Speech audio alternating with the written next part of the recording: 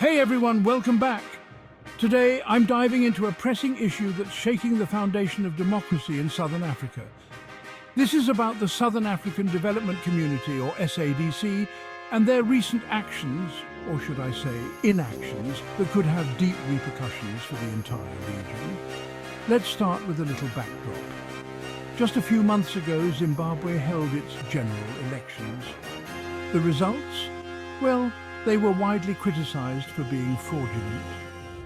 Independent observers from across the globe, including the SADC's own electoral observer mission, SEOM, pointed out serious irregularities. We're talking about everything from skewed constituency boundaries to draconian laws that suppress free speech. But here's where things get even more concerning.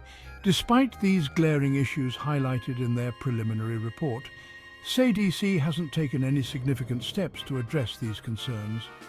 What's more, Zimbabwe's President Mnangagwa is set to become the incoming chair of SADC. This raises a massive red flag about potential conflicts of interest and the overall credibility of the organization. So why should this matter to us, you might ask? Well, SADC's failure to act not only undermines the democratic processes in Zimbabwe, but sets a dangerously low standard for elections throughout the region. This lack of accountability may embolden autocratic leaders, threaten human rights, and lead to increased political instability. Consider this. Elections are the bedrock of democracy. They need to be fair, transparent, and free from undue influence.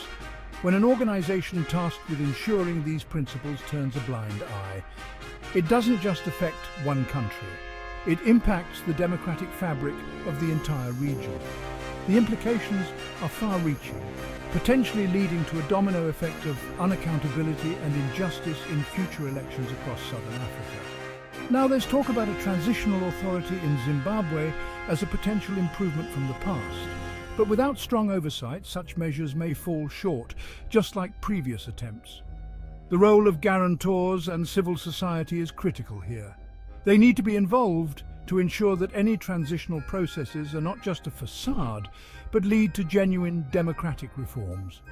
As we look ahead, it's crucial for SADC to step up. They need to revisit their commitment to democratic norms and take decisive action. The credibility of future elections and the stability of the region depend on it. For now, the eyes of the world are on SADC. Will they rise to the challenge? Or will Southern Africa continue to grapple with the consequences of their inaction? Only time will tell, but one thing is clear. The stakes are incredibly high. Thanks for tuning in. If you found this analysis insightful, don't forget to like, share and subscribe for more updates on this developing story. Your engagement helps keep these critical discussions alive. See you in the next video.